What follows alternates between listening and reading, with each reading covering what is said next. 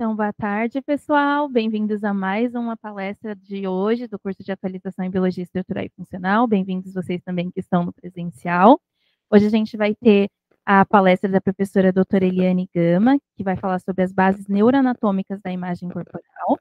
A professora ela é graduada em fisioterapia pela UFPE, com especialização em morfologia pela UFRN, doutorado em ciências morfofuncionais pela USP e pós-doutorado na USP também. Ela é membro do corpo de conselheiros no Núcleo de Pesquisa e Ensino da NUP, Albulim, no Instituto de Psiquiatria da Faculdade de Medicina da USP, com atuação nas áreas de morfologia, imagem corporal e movimento. Ela também é membro da Sociedade Brasileira de Anatomia e certificada pela mesma com título de proficiência em anatomia. Atualmente, ela é professora adjunta da disciplina de Anatomia Descritiva e Topográfica, aqui da IPM Unifesp, coordenadora e grupo de pesquisa de estudos de morfologia e genética no treinamento de força, a Morfogen do CNPq. Então, professora, muito bem-vinda, você está com a palavra. Muito obrigada pela apresentação e pelo convite de participar do curso de atualização Biologia Estrutural e Funcional. Boa tarde para vocês que estão aqui presencialmente, boa tarde para você que está nos vendo de forma remota. E é com muito prazer que eu apresento esse tema, eu gosto muito dessa área da imagem corporal. Então vamos já começar, eu vou marcar aqui o tempo, para a gente ter tempinho para perguntas, tá bom? Bom, então o tema, né, da nossa aula seria aspectos neuroanatômicos da imagem corporal. Mas a gente precisa primeiro saber o que é imagem corporal, né? Então, eu fiz aqui um delineamento do que nós vamos tratar hoje, para que a gente tenha um norte a seguir. Então, primeiramente, nós vamos conhecer o conceito de imagem corporal, depois vamos identificar as áreas corticais que estão relacionadas à imagem corporal, vamos conhecer os espaços funcionais com que o corpo se relaciona. Vamos, então, entender a multidimensionalidade da imagem corporal, que é um conceito bem amplo. E, finalmente, entender os fatores relacionados à construção da imagem corporal de cada indivíduo. Bom, quando a gente fala em imagem corporal, é comum pensar em algo que a gente vê ao espelho, algo que visualizamos a partir de um reflexo.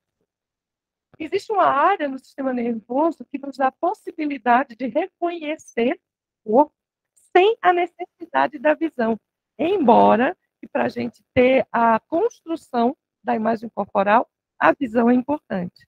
Mas mesmo que nós fechemos os olhos, nós somos capazes de identificar nosso corpo, saber onde está a mão, onde está a coxa, onde está o pescoço. Isso é uma capacidade que nós temos a partir dessa área cortical que nos habilita a saber essa situação do corpo. Tá? Então, vamos pensar na imagem corporal como algo que não necessita necessariamente de um reflexo para a gente reconhecer que cada um de nós é o que é. Bom, eu tenho aqui uma imagem muito boa desse artista, se chama Sandro Kopp, e ele fez essa foto, eu achei muito interessante, para explicar o conceito mais básico do que é imagem corporal. De fato, é uma representação do nosso corpo no cérebro. Então, ele fez ali como se o corpo estivesse dentro do crânio, como se estivesse no cérebro. Achei uma metáfora muito interessante. Então, na verdade, o que é a imagem corporal? De forma bem simples e direta. É uma representação do corpo no cérebro. Então, lá no cérebro tem um desenho, tem um contorno do que são as partes do corpo de cada pessoa. Tá? Então, aqui eu coloquei uma imagem, como se fosse o córtex cerebral, com uma série de corpos ali, como se essa fosse a ideia. Tá? Não é exatamente isso. Bom, só para a gente entender melhor, como eu não sei exatamente que já estudaram, que não estudaram, vou trazer aqui uma parte bem básica da neuro, que é a divisão do telencéfalo em lobos. Tá? Os lobos eles têm o nome de acordo com o osso do crânio com o qual ele se relaciona. Lobo frontal, parietal, occipital e temporal. Existe um quinto lobo, que é o lobo da ínsula, que fica bem profundo aqui nessa região. O importante aqui não é saber os lobos, mas saber que eles têm funcionalmente um desempenho que é muito semelhante para cada área. Cada área tem a sua função específica. Então, eu trouxe essa imagem para a gente ter uma ideia. Por exemplo, aqui, temos aqui o córtex motor, é toda essa região vermelha. Tendo essa região mais posterior, aquela que elabora e controla os movimentos, e essa parte anterior, o que a gente pode chamar de comportamentos. São comportamentos. Temos, por exemplo, aqui a parte parietal também, é onde se projetam os estímulos somestésicos, os estímulos aferentes da percepção do tato, pressão, dor, temperatura. Temos a região occipital, que é uma área auditiva, aliás, visual, desculpem, e a região temporal, que é uma área auditiva. Só para ter uma ideia bem geral de que cada região tem a sua função. Existe uma hierarquia de funcionamento e existem áreas específicas para cada função. Embora essa é uma divisão muito didática, porque o sistema nervoso, ele, de fato, ele trabalha como um todo, mas existe uma predominância de função em cada uma das regiões. Bom, aí a pergunta é, como é que esses estímulos chegam ou partem do córtex cerebral? Como é que isso funciona? De forma, assim, bem simples, para a gente entender como essa construção da imagem corporal acontece, tá? Então, isso acontece da seguinte maneira. Por exemplo, pensando nas informações que chegam ao sistema nervoso, nós temos aqui um pedacinho da pele, temos aqui a região da medula espinhal e temos aqui a região do encéfalo, tá? Então, vamos seguir a trajetória do estímulo. Temos aqui a superfície da pele, onde temos um estímulo acontecendo aqui. Esse estímulo é captado pelo neurônio, que segue uma trajetória, cruzando a linha mediana, subindo pelo sistema nervoso e se projetando na área somestésica. E nós já comentamos que é na área parietal. Mais especificamente, essa faixa aqui, que é o giro pós-central.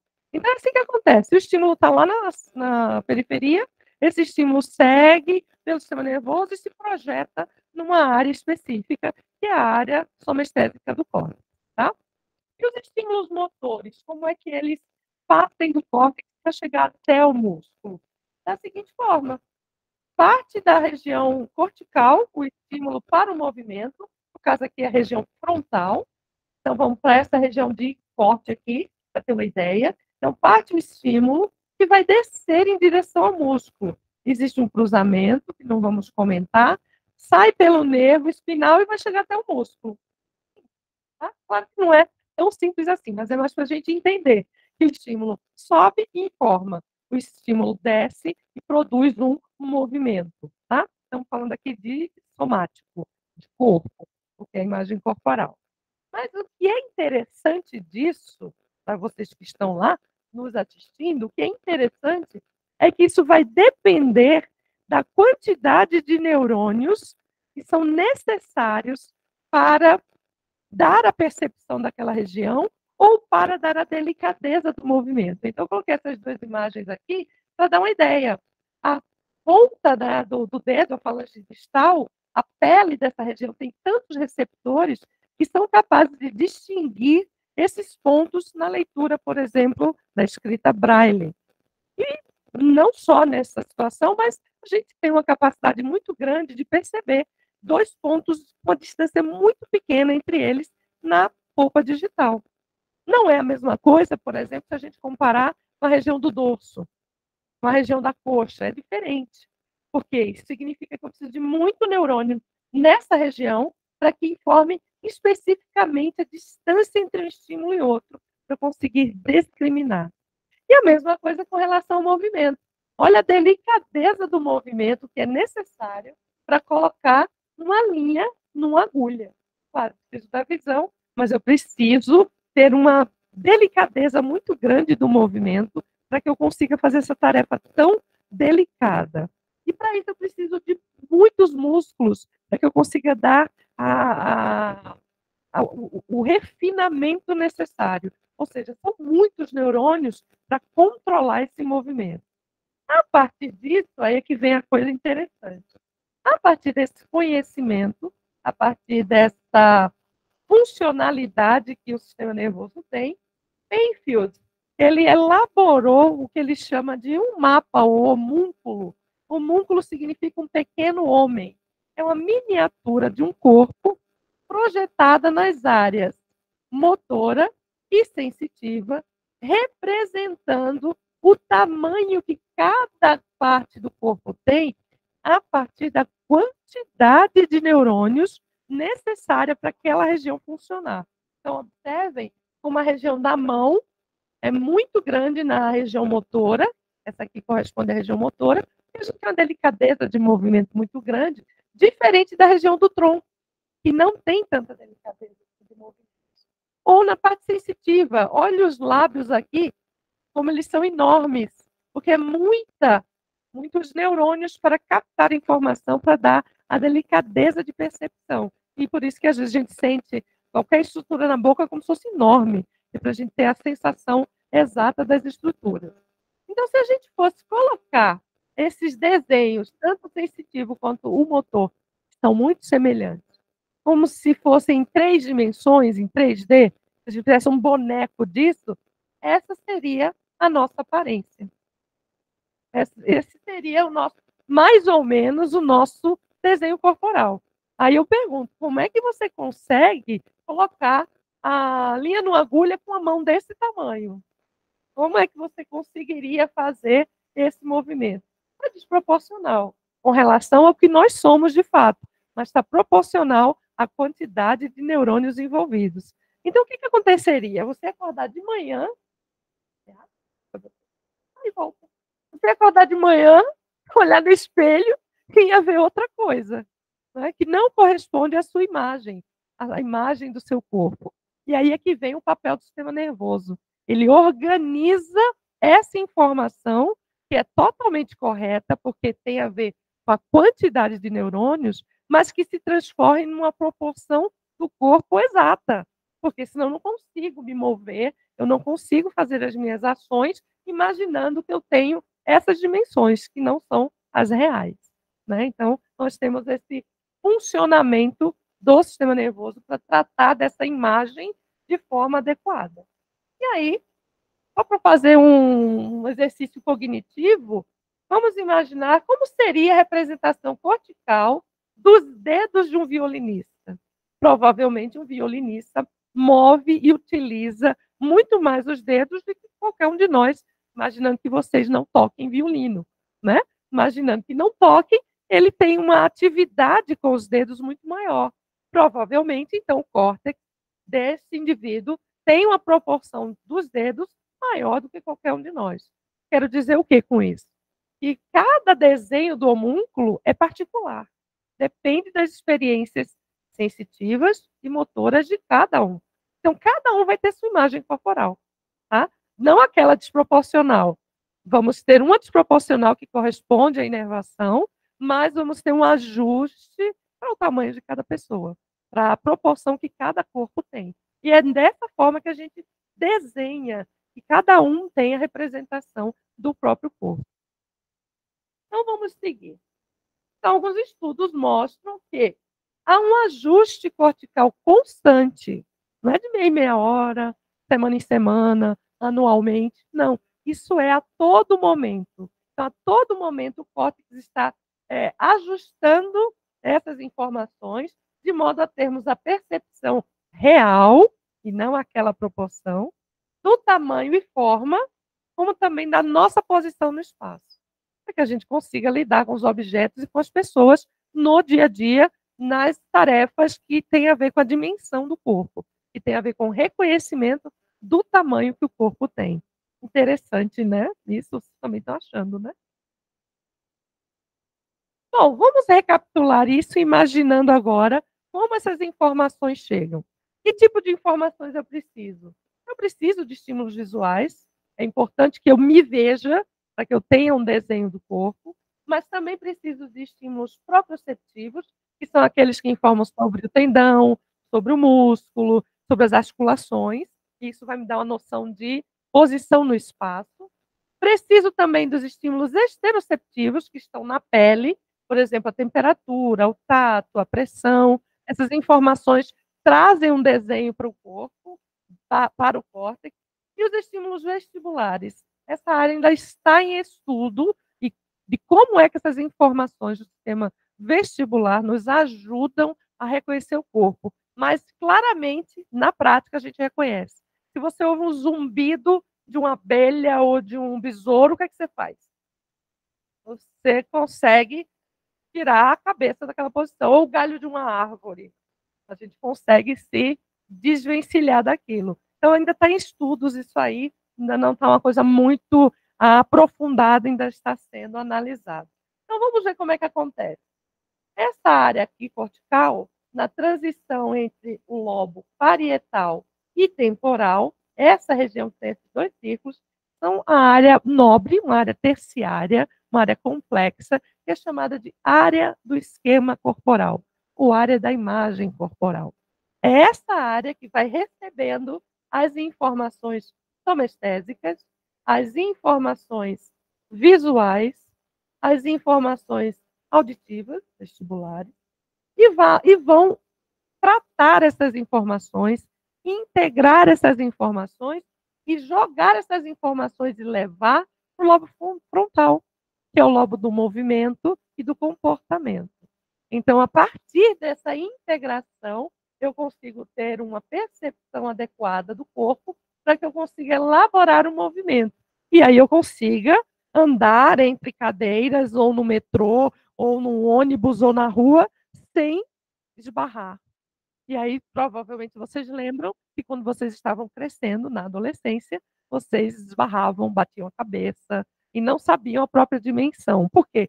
O crescimento era muito rápido, numa velocidade que o sistema nervoso não estava acompanhando e trazia essa questão da dificuldade de coordenar o tamanho do corpo com os espaços funcionais. Tá? Isso é uma coisa que eu acredito, não fiz pesquisa, mas pela minha própria experiência percebi que durante a pandemia, o tempo que nós ficamos parados em casa, utilizando só um espaço restrito, nos dificultou muito o retorno, porque o dia a dia é muito desafiador. É muito desafiador a quantidade de pessoas que passam por nós, a quantidade de objetos pelos quais passamos, o relevo do chão, e isso tudo a gente perdeu um pouco por estar tanto tempo isolados e sempre no mesmo ambiente, um ambiente que você reconhecia de olhos fechados. Né? Agora, já utilizando outros espaços, já ficou mais difícil. Eu acredito, porque eu percebi isso em mim. E vamos adiante. E até aí tudo tranquilo? Tá? Aí, gostei do legal dela. Então, para essa organização toda, o corpo se prepara para ocupar espaços, para lidar com espaços. E quais são esses espaços que nós ocupamos? Eu trouxe essa imagem aqui da companhia da Deborah Coker, que é um corpo de balé ocupando diversos espaços aqui, o espaço médio, espaço superior, ela que está lidando com o membro superior que ela nem está vendo, essa aqui também não está vendo o membro inferior, mas tudo é coordenado, tudo muito bem coordenado e treinado, não é verdade?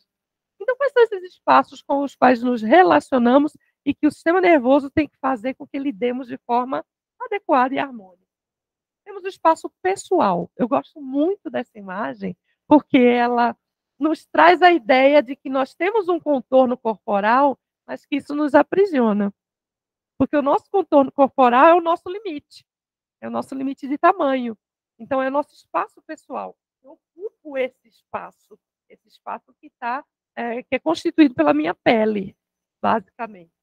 Temos um espaço chamado de peripessoal, que é aquele que nós conseguimos acessar com o membro superior ou com o membro inferior. E aí eu penso nos jogadores de futebol, que conseguem uma habilidade muito grande com o espaço peripessoal. Né? Isso é tudo treinamento e utilização do corpo e desenvolvimento do sistema nervoso para tal.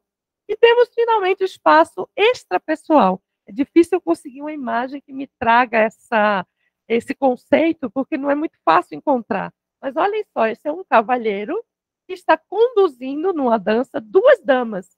Uma delas está em contato direto, a outra não. E ele tem que trazer essa condução até a última. É um espaço que está além do próprio corpo e de onde ele pode alcançar. É o espaço extrapessoal. Ah, mas eu não danço. Ah, quem joga basquete, ele tem que chegar com a mão até a cesta. Ah, tu não vai. mas ele tem que projetar a bola para chegar até lá.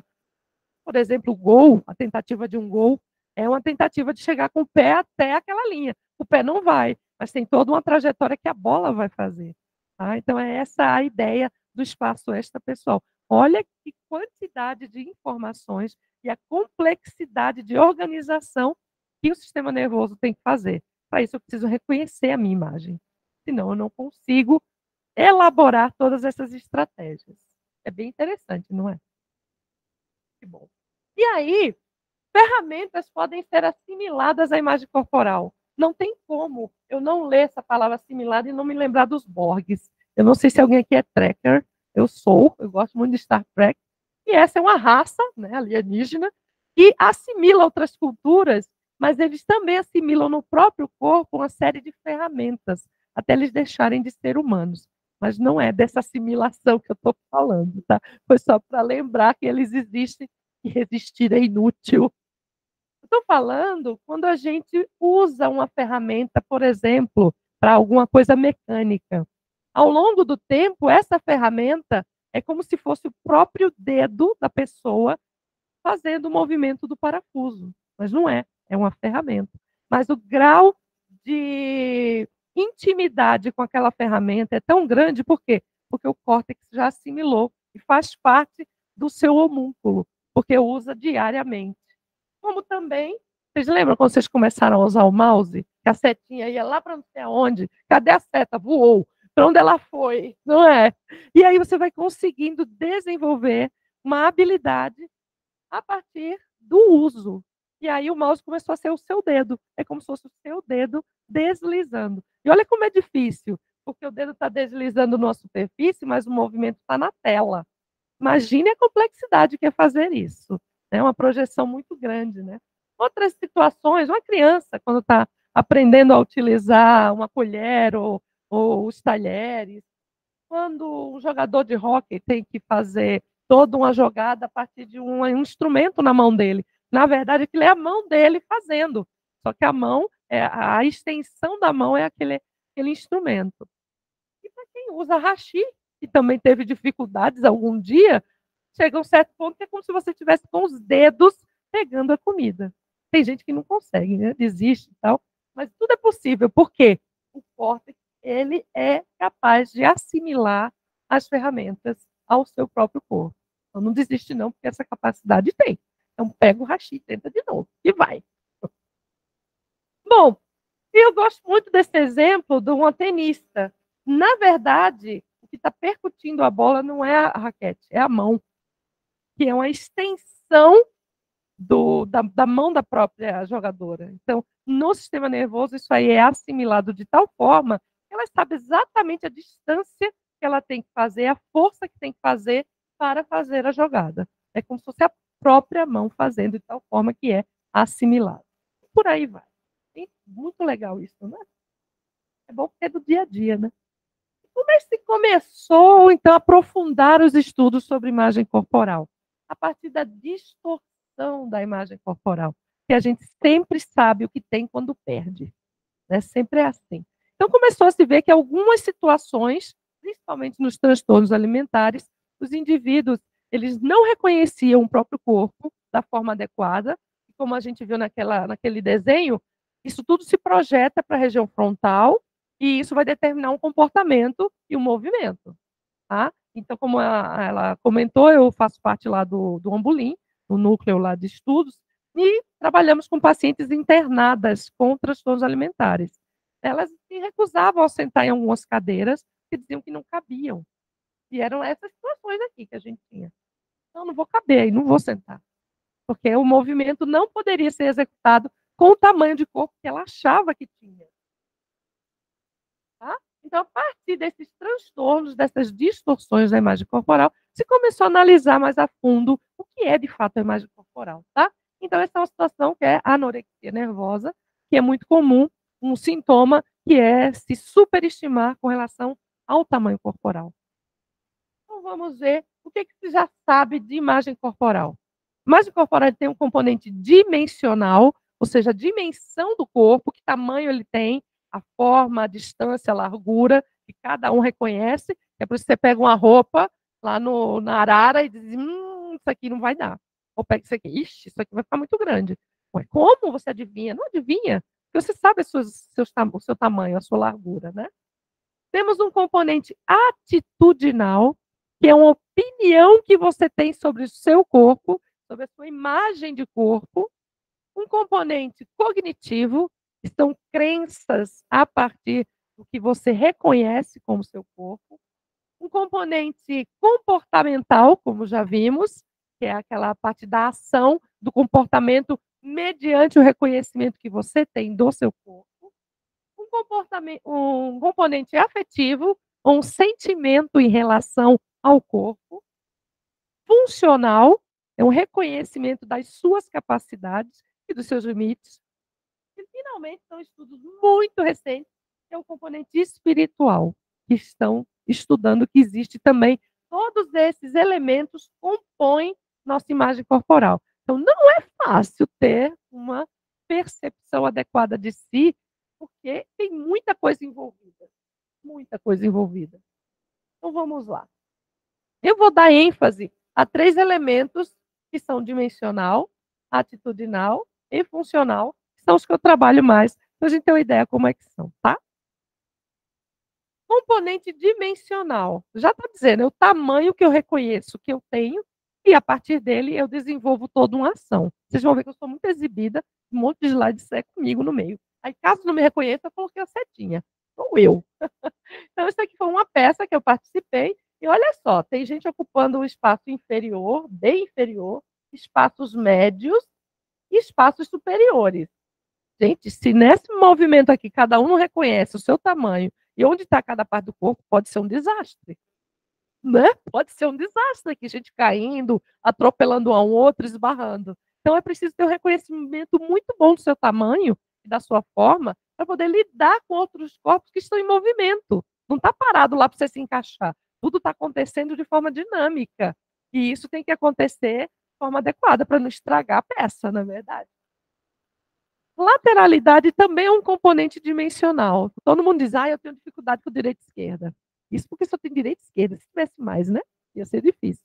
Então, reconhecer a lateralidade é importante. Eu gosto dessa imagem, não sei se vocês já fizeram aula de step, mas a aula de step é um desafio, né? Sobe com a direita, desce com a esquerda, sobe com a esquerda, desce com a direita, dá um giro para a direita, dá um giro para a esquerda. Aí você vai copiar de quem não sabe também, aí você vai para o lado contrário. Então, esse reconhecimento do próprio corpo também passa pela lateralidade, tá? Percepção dimensional no cotidiano, no dia a dia. Vamos colocar uma coisa mais diária. Vocês lembram do evento lá que o presidente dos Estados Unidos, um dos repórteres, jogou um sapato para acertar ele? Olha como ele reconhecia o próprio tamanho e foi justamente se esquivar do sapato. Se ele não sabe onde está a cabeça dele, não tem reconhecimento disso, o sapato poderia ter atingido. Mas, professora, eu não sou presidente da República, eu não corro esse risco de ninguém jogar um sapato em mim. Então, vamos noutra situação. Olha aqui houve uma luta entre o baiano, o Robson Conceição, e ele esquiva-se de um golpe do francês na disputa pela medalha de ouro lá no Rio em 2016, e ele venceu. Não estou dizendo que foi essa esquiva que fez ele vencer, mas olha a situação, você tem que saber onde está meu queixo e onde está a mão do outro para eu tirar justamente da rota de colisão. Tá? Eu também não estou nessa luta, professora, não é meu caso. Então, vamos dizer que você pegue metrô. É mais cotidiano. Então eu cheguei lá, agora chegou lá. Tem várias situações. Gente, pessoas com mochila. Já sabe o que eu quero dizer, né? Diz, leva 3 para lá, leva 3 para cá, empurra e espreme 2 sacolas. Não deu tempo de assimilar ao esquema, a imagem corporal, e você sai derrubando as pessoas. Aí complica, né? Preciso reconhecer muito aqui espaço peripessoal e pessoal. Senão pode ser um desastre. Imagina num pânico aqui. Não dá tempo de organizar tudo. Total, porque não dá tempo de se organizar, de saber cada um o seu espaço e seguir todo mundo bem. Né? É uma coisa de sério que vamos, né? Cada um por si. Então, o componente dimensional ficou claro, né? Como é que necessitamos dele. Vamos para o atitudinal. Algumas perguntas são necessárias para a gente entender esse componente atitudinal. Lá vou eu de novo, aqui. Como você se vê? Aí é uma questão de atitude, de juízo de valor. Como é que eu me vejo? Eu me vejo linda, maravilhosa. Eu me vejo alta, esbelta, esguia. Eu me vejo baixinha, tarracada. Cada um tem uma forma de se ver. Olha só como é que é a questão entre os sexos, como é que cada um se enxerga. Mulher geralmente se reconheceram. Não tem. E às vezes até tem, mas às vezes é menor do que a pessoa pensa que é, né? Então, olha só, todo mundo se reconhece muito nessa questão da imagem corporal, né? Então, olha, as diferenças entre o sexo masculino e feminino no reconhecimento. Claro que isso não é regra, é só para ficar engraçado, mas tem outras situações também, em que você pode se achar enorme e você não ser, ou você está super desenvolvido atleticamente e achar que ainda não chegou lá. E tome treino, e tome outras situações, e não chega, e não chega, e não chega. É o que a gente conhece como vigorexia, que é um distúrbio da imagem corporal, em que não tem jeito, no tamanho do bíceps ainda não está lá. E tem um melão lá na parte anterior do braço, mas não chegou ainda lá. Tá? Não chegou, falta muito, vamos treinar mais, vamos mais. Então, isso são distorções da imagem corporal. Como você acha que as pessoas te veem? É outra questão. Como é que você acha? Eu acho que ela está me achando que eu estou com muita coisinha aqui. Aí ela olhou esquisito para mim. Ai, meu Deus, ficou para minha barriga. E assim vai. Eu falo muito de mulher porque os estudos são muito voltados para as mulheres. Muito voltados para as mulheres. Tem alguns estudos de homens, mas ainda não é a grande quantidade, né? A questão da imagem corporal em mulheres é uma coisa que está sendo muito estudada. Outra pergunta: como você se sente com o seu próprio corpo e como você se sente em seu corpo? Eu trouxe duas imagens aqui para ilustrar isso. Você se sente presa num corpo, Marta Guerra, num espetáculo chamado Lamentation. Ela veste uma roupa que é maleável, mas ao mesmo tempo não permite um movimento total. Então, você se sente presa no corpo que você tem ou você se sente livre do corpo que você tem? Propositalmente, eu coloquei uma magrinha e uma gordinha para dar essa noção de que não necessariamente eu estou presa porque eu sou gorda e não necessariamente eu estou livre e maravilhosa porque eu estou magra. Isso é uma coisa de cunho muito pessoal. Então, para a gente ter essa questão dessa noção estereotipada um pouco diferente. Tá? Então, essas são as perguntas que me fazem entender a imagem corporal no aspecto atitudinal. Qual é a atitude, qual é o juízo de valor que eu tenho em relação ao corpo. E o que é que influencia a construção da imagem corporal quando eu penso no aspecto atitudinal? Existe uma ditadura da beleza, não é verdade? A gente não quer ligar para essa ditadura, mas ela está lá e ela constrói o que nós temos como imagem corporal. Olha só as situações aqui. Existe uma sobrancelha que todo mundo tem que ter. Existe um nariz que todo mundo tem que ter, uma bochecha, uma cintura, um abdômen, que temos a região da face, uma boca. Tem um padrão. Eu tenho que seguir esse, porque senão não estou feliz. Minha imagem corporal não chega lá. Tá? Então, essa ditadura da beleza acaba trazendo situações muito esquisitas. Vocês já ouviram falar na bola de Bichat? É um tecido adiposo que tem aqui na região geniana. Isso que faz a bichectomia. E aí, olha, você começa a mudar a sua estrutura. Não tenho nada contra, estou apontando e apresentando o que é que acontece. E aí, de forma a me enquadrar em alguma situação que eu acho que é o legal. Não são só mulheres que fazem, homens também fazem. E tem até uma situação, se eu não me engano, foi uma youtuber que fez, ou foi uma vlogger, não sei exatamente, e ficou a situação bem complicada. Foi, exagerou um pouco, tá? Então acho que não está estranha, né? Disseram que está aparecendo um ET. Então, essas situações são tentativas de adequação a alguma ditadura, tá? E aí eu pergunto, qual desses abdômenes você gostaria de ter? Acho que 100% dos homens diriam esse, né? Parado, isso aqui é legal. Pasmem, existe uma tribo na Etiópia em que o homem bonito é homem de abdômen volumoso. Inclusive tem uma super nutrido. Tem um concurso anual em que as mulheres entram em polvorosa porque querem ser noivas do cara que ganhar o concurso. O cara que ganha é o que tem um abdômen maior. E esse povo come, que é uma maravilha, para poder ter esse abdômen. Se você chegar lá com o abdômen saradinho, você vai olhar. Olha que coisa esquisita. Exatamente. E a gente tenta se enquadrar não num padrão, no nosso padrão. Cada lugar tem o seu.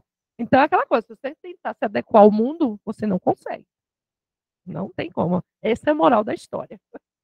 E aí a influência da mídia. A mídia tradicional, que são revistas, etc. Eu gosto muito dessa imagem, porque mostra que uma tentativa de te enganar, dizendo que a cintura dela é dessa largura, mas não é. Olha o truquinho aqui, da camisa passando por aqui pela frente. Então tá aí o truque para vocês. Coloca uma camiseta lá, tal coisa. Olha aqui a roupa maior, para dar a ideia de um abdômen bem chapado, tá? Então, isso vai trazendo um imaginário, eu quero assim é que é legal. Tá? E não só, mas tem a influência da mídia social também, né? Vocês devem conhecer. Eu quero ser feliz como ela, eu quero ter tudo que ela tem, porque ela tem esse corpo, é o corpo dela que tá. E temos também a influência da família, que desde muito pequeno começa a dizer: você está uma porca, olha a sua irmã, por que você não fica igual a mim? E eu presenciei muito dessas situações no Ambolim, lá na psiquiatria, uma situação de uma paciente internada que já tinha perdido até diversos dentes por conta dos vômitos induzidos, e a mãe dela chegou para uma consulta com a psicóloga. A primeira coisa que ela disse quando viu um copo d'água lá, deixava um copo d'água para as duas pessoas, disse: olha, por isso você tá essa porca aí, ó. Olha quanto de água que você está bebendo. E a pessoa internada com anorexia. Aí a gente sabe de onde que surgiu tudo, né? Então, são situações que levam a que a gente tem uma imagem corporal idealizada e irreal e que pode trazer comportamentos nocivos para cada um. Não estou dizendo que a gente tem que procurar o melhor, mas da melhor forma, não se matando. Já sabemos a atitude, certo? Vamos para o funcional. A funcionalidade do corpo, a imagem corporal funcional, é uma coisa mais recente. Quando digo recente, vamos chegar ali pela 2010, alguma coisa por aí. Tem uma pesquisadora que é uma expoente nesse tema, que é a Jéssica Leva, e ela fala que quando a gente começa a olhar o que o corpo é capaz de fazer, a questão estética ela vai perdendo força e você vai equilibrando o seu julgamento com relação ao corpo. Então, eu não sou somente o que eu pareço, eu sou também o que eu sou capaz de realizar. E aí você não fica com aquela coisa tão em pânico de agradar com relação à estética, mas também levando em conta as suas capacidades corporais. Essa é uma tentativa de positivar a imagem corporal, não negando a estética, mas acrescentando outros elementos que o corpo tem, sem dúvida. Quais são esses elementos? Nós temos capacidades de sentir diversas sensações, ouvir uma música. Se a gente não tivesse ouvido o aparelho auditivo, gente, para ouvir aquela música maravilhosa que deixa a gente assim em transe. Vocês já viram uns vídeos do YouTube de gente na rua ouvindo um sonzinho e não quer nem saber do resto do mundo? Isso é maravilhoso. É porque a gente tem ouvido. Não importa a largura do seu ombro, a circunferência abdominal. Essa é uma felicidade que você tem ouvindo a música. E seu ouvido traz isso aí, tá? E outras possibilidades? Podemos pensar também no próprio corpo, enquanto movimento que ele dá. E olha, eu de novo aí, aparecendo. Eu me meti a fazer o negócio de circense aqui, de um grupo de teatro que eu participava. Mas vamos lá, eu quero ficar de cabeça para baixo, quero ver como é que é. Eu quero experimentar isso. Possibilidade de experienciar movimentos, ações corporais. O que é uma outra funcionalidade? Com relação à nossa saúde. Gente, o sistema respiratório nos possibilita participar de uma corrida, nos possibilita fazer uma ação silvestre, eu já fiz 2. Olha só, tem pulmão para oxigenar o corpo, tem músculo ali. Então, isso é uma possibilidade do corpo. Por que eu vou pensar somente que eu estou acima do peso? Eu consigo fazer tanto mais coisas. Não quer dizer que eu estou achando ótimo, maravilhoso, mas eu não só tenho isso para me preocupar. Eu tenho diversos elementos que compõem a minha imagem corporal. Temos aqui atividades criativas que só o nosso corpo é capaz de fazer. Porque é assim que você faz. Olha eu de novo, lá no meu teatro, lá. Às vezes, até na pandemia, eu inventei de plantar, brincar com planta, sabe? E comecei, gente, o meu corpo, se não for, eu não tenho mão, eu não consigo fazer, mas eu tenho, então vamos fazer isso, vamos fazer aquilo, vamos experienciar. E aí eu tiro um pouco o foco de uma única coisa, que seria só ou a coisa estética ou a coisa de crença, qualquer um daqueles elementos. A imagem corporal com relação às rotinas diárias, gente, aquelas 8 horas de sono maravilhosas que a gente tem todo dia, não é mesmo? A capacidade de dormir, tomar um banho, olha, tem coisa melhor do que chegar assim cansado, tomar aquele banho quentinho, né? Comer, se alimentar, aquelas rotinas do dia a dia que o nosso corpo pede por fazer. Temos a nossa capacidade de nos relacionar com as outras pessoas. É a partir do corpo, ainda não trabalhamos com telepatia, para dizer que nos relacionamos, ó, estou te passando uma mensagem, ó, estou passando uma mensagem para você, hein? Não, precisa do corpo. E olha eu de novo aí, eu sou de um motoclube, isso aqui foi um evento que a gente... Isso aqui faz muita coisa, né? Aqui, ó, aí abraça, aperta a mão, ó, maravilha. Agora já pode, né? Quando eu dava essa palestra na pandemia, eu disse, gente, não pode agora ainda, mas agora já pode. Então, olha, conhecer, dar aquele abraço amigo, não é muito bom? É gostoso. Você só consegue fazer isso se tiver um corpo. Se não tiver um corpo, você não faz. E aí vamos fechar o conceito. A imagem corporal é construída a partir das sensações que geram uma imagem do corpo no cérebro que está em constante atualização. Hoje vocês já mudaram um pouco a imagem corporal de vocês. Já mudaram um pouquinho, né? E aí eu vou trazer 3 artiguinhos aqui, olha que legal. E é só para dar uma ideia de como isso é estudado. Esse aqui é um artigo falando sobre transtornos alimentares, mostrando que há uma diferença entre os hemisférios direito e esquerdo em pacientes com anorexia nervosa.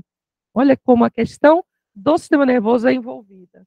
Outro artigo que fala das alterações de estruturas do sistema nervoso relacionado com a anorexia nervosa. Ele fez uma revisão da literatura e apontou uma série de regiões do sistema nervoso que são alteradas. Aí fala do sistema límbico, fala de áreas da ínsula, uma série de regiões que não é aqui, a intenção não é citar as regiões, mas que vocês saibam que a imagem corporal tem todo um componente neural envolvido. E, finalmente, um artigo nosso que saiu, que é sobre gordura fantasma. Alterações da percepção do corpo em mulheres após cirurgia bariátrica. Para fechar aqui, vocês já ouviram falar de membro fantasma? Uma pessoa tem uma amputação e continua sentindo, sentindo. Na situação da cirurgia bariátrica, a pessoa perde peso muito rápido. É como se amputasse uma parte do corpo num tempo muito recorde. E aí a pessoa continua dizendo, não, mas não mudou nada. É um fantasma que fica atrás. E aí os comportamentos vão estar em cima do quê? Do que ela sente ou do que ela vê? Do que está lá no cérebro. E a gente percebeu que o nível de satisfação não era tão melhor e a percepção do corpo, no estudo de 120 dias, também não tinha mudado muito nessas situações. E aí, só um resumo do que a gente viu, que eu acabei de falar, não havia diferença estatisticamente significante na percepção da dimensão corporal, mesmo tendo perdido 21% do peso corporal. Se eu não percebo diferença, para que eu fiz, né? Não adiantou nada. E aí tem muitos comportamentos de voltar a comer, e a gente está ouvindo falar muito de gente que fez bariátrica e volta a engordar, porque não está havendo uma conexão da imagem corporal atual com a que está na percepção. Gente, muito obrigada. Consegui dar mais ou menos no tempo. E aí, se quiserem entrar em contato comigo, está aí o meu e-mail. Vocês que assistiram também, muito obrigada. Eu acho que eu tenho 2 minutos para a pergunta, né? 2 minutinhos. Tem alguma pergunta que eu possa responder?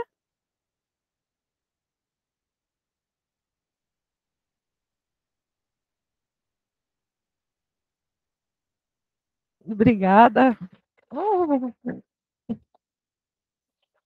muito obrigada, gente.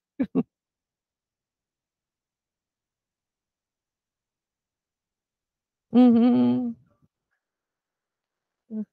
Temos bastante. Temos questionários, temos escalas de silhuetas e temos um teste que nós usamos muito no nosso laboratório, que é um teste projetivo de percepção corporal, onde eu consigo calcular o quanto você percebe do seu corpo. E tem uma faixa de normalidade, de subestimação, superestimação. Mas existem questionários também com perguntas e escalas de silhueta. Silhueta é assim, você olha a silhueta e diz, qual dessas silhuetas é você agora? Ah, eu sou essa.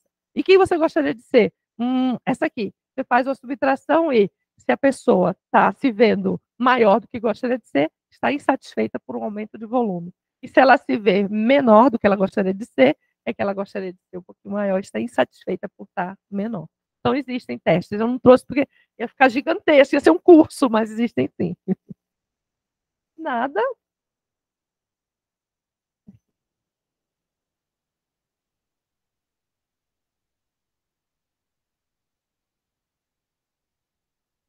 Uhum. Olha, vamos pensar numa coisa bem simples. A pergunta que foi feita aqui. Se existem cirurgias estéticas e que podem trazer transtornos ou não para o corpo. Por exemplo, a retirada do panículo aqui adiposo, que é a bola de Bichat. A gente vai pensar bem simploriamente. Se está no corpo, é que tem uma função. Por exemplo, tirar a última costela para ter a cintura mais afinada, pode ser que lá na frente a gente veja que isso traga algum transtorno respiratório para a caixa torácica. Retirar um tecido adiposo que separa, que afasta a bochecha dos dentes, pode ser que a pessoa comece a morder aquela região. Então, pode ser que ao longo do tempo a gente consiga detectar algumas situações, mas se está lá, é porque tem alguma função. Como diz na anatomia, a forma é a imagem plástica da função. Se está ali, é porque desempenha alguma função naquela forma. Tá?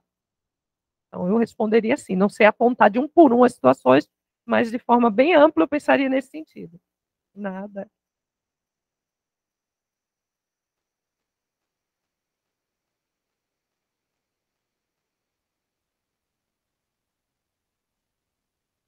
Uhum.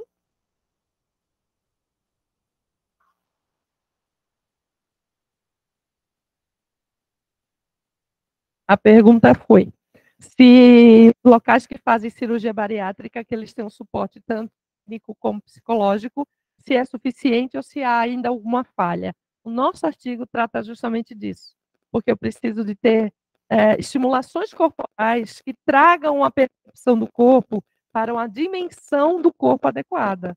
E isso não é psicológico, e isso não é clínico, isso é do movimento. Então, por exemplo, exercícios físicos voltados para a percepção do reconhecimento do espaço pessoal. Reconhecer que meu espaço pessoal mudou. Isso seria importante. Eu desconheço programas de cirurgia bariátrica que trabalhem com esse tipo de intervenção. Reconhecer como está antes, porque você pode achar que está de mais ou de menos, e para reconhecer como está depois. Porque tudo significa que eu tenho que reconhecer o mais adequado possível para ter aquelas estratégias adequadas de movimento e de comportamento. Então, em qualquer situação, seja com cirurgia ou sem, o reconhecimento da imagem corporal é importante.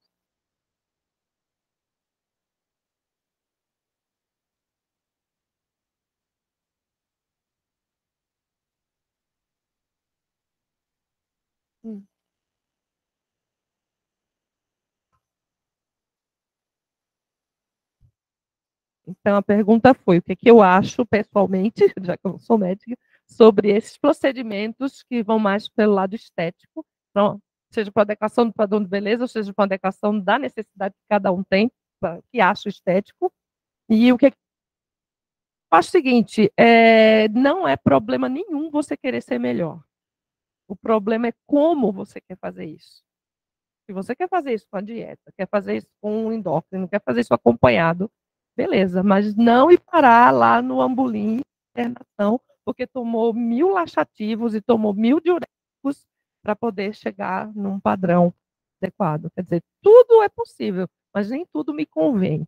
Nem tudo é saudável. Sabe?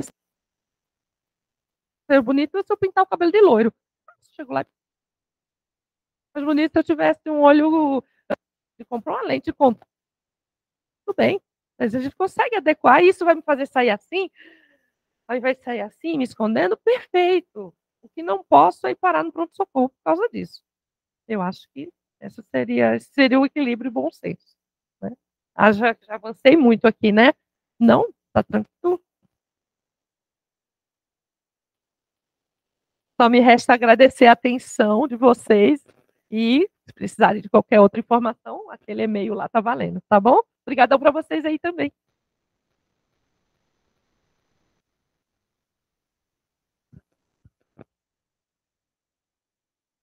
Bom, mais uma vez, obrigada, professora Eliane. Gostamos muito dessa palestra, foi extremamente didática, muito informativa. Agradeço também a participação de todo mundo que está aí. A gente já mandou a lista de presença e mandou também o link para a próxima palestra, que começa agora às 4h45. Então, a gente encerra aqui e vê vocês mais tarde. Até mais.